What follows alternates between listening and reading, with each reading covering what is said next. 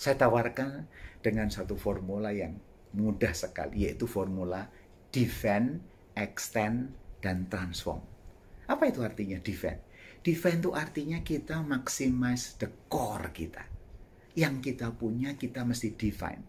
Supaya kita bisa drive higher demand, supaya kita penetrate ke market, supaya kita mempertahankan market share kita. Dengan produk yang ada, service yang ada, customer yang ada, coba kita olah, kita define. Supaya produk, service, dan customer kita tetap engage sama kita. Ini adalah defend strategy.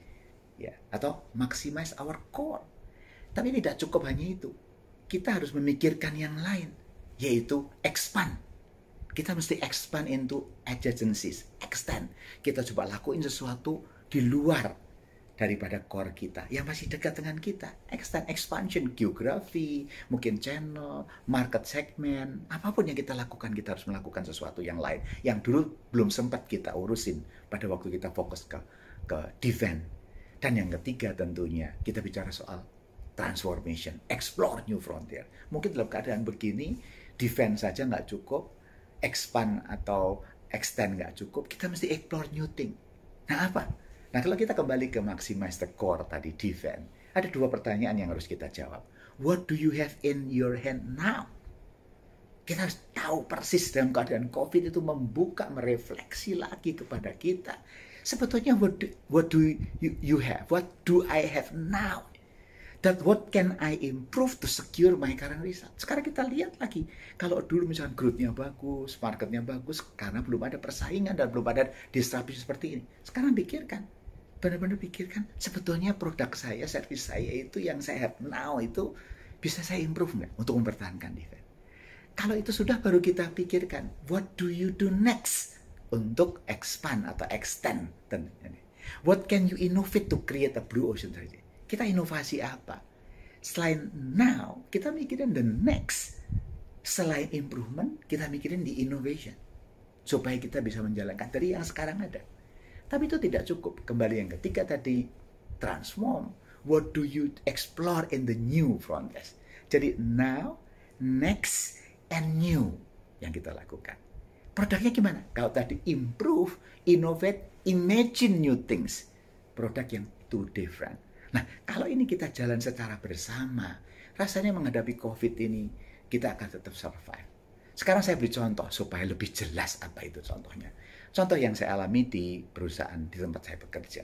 Ini adalah contoh perusahaan tol. Kami punya 6 toll road, 350 kilo. Dalam keadaan begini, berhenti.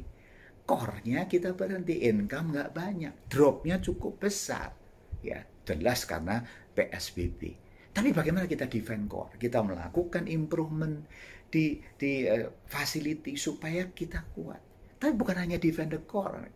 Sekarang kita mesti mikirkan expand new adjacency. Yang kita lakukan, kita punya kemampuan untuk operation.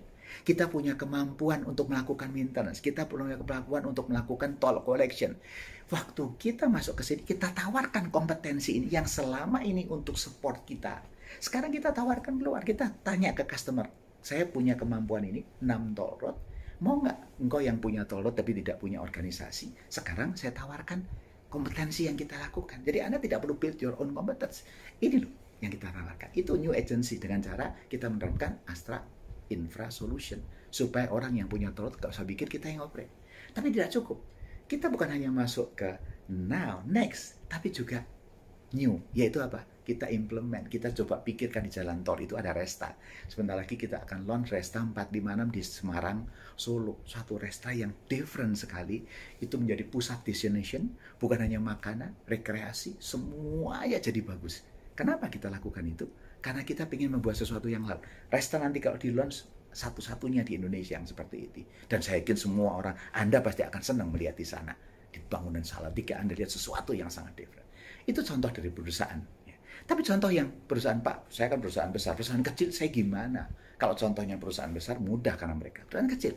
Ini yang contoh yang dilakukan oleh Don Buri Ijia, oleh Daniel di Menara Astra. Dia cuma punya outlet beberapa, tapi saya mau fokus yang di Menara Astra.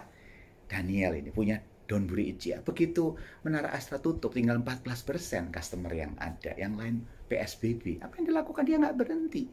Karena dia defend the core, dia mikirkan bagaimana ini menjadi central kitchen. Gimana yang lain tutup, mall juga tutup, dia jadikan Menara Asta menjadi central kitchen. Apa dilakukan? Setelah now dia mikir next. Dia bikin ide-ide. Dengan cara adalah bisa traktir 5 orang makan kenyang. Bayangkan dia pikir begitu, dia bikin paket mola, cuma 100.000, dapat 5 paket, kemudian akan dikirim oleh Grab atau Gojek, dan driver yang mengirim itu dikasih 1. Berarti bayangkan Anda donate 100.000 untuk 5 orang, ke siapa aja. Anda pengen donasi kemana aja kita akan kirim, akan dikirim oleh timnya Daniel dari Menara Asta kemanapun. Dan drivernya dapat sesuatu. Dan akibatnya luar biasa, banyak yang pesan.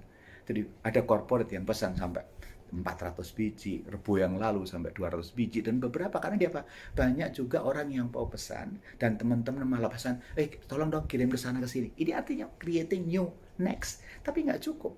Nah, dia pikir apa? Nah, mungkin yang akan dibikin, yang di new transformation, itu mungkinlah dalam pemikiran. Bagaimana one day dia jualan sauce, bagaimana dia jualan secret recipe yang ada, receipt yang ada. Jadi berubah, dari jualan barang, jadi jualan servis menjadi jualan sauce yang mungkin orang ingin tahu secretnya apa. Jadi bisa, jadi kreativitas ini bisa jalan dengan bagus. Contoh yang kedua menarik, kami punya langganan bakery, sering beli roti, kue untuk ulang tahun, whatever kita lihat. Tapi dalam keadaan susah sekarang, dalam keadaan gini kan nggak gampang orang beli. Tapi menarik, pemilik dari bakery ini defend the core dengan cara apa? Dia hubungin customer-customernya. Dia engage dengan customer-customernya. Dan ditanya, customernya seperti apa? Dan dia keluarkan produk dia baru. Dia bisa masak, dia masak kesotomi untuk the next. Dia kirimkan ke customer-customernya dia. Coba. Begitu kami coba, dia bilang, enak. Waduh, saya beli lagi, kita kirim kepada orang. Akibatnya ini bisa menjadi the next. Bukan hanya soal bakery, dia bisa keluarkan sotomi.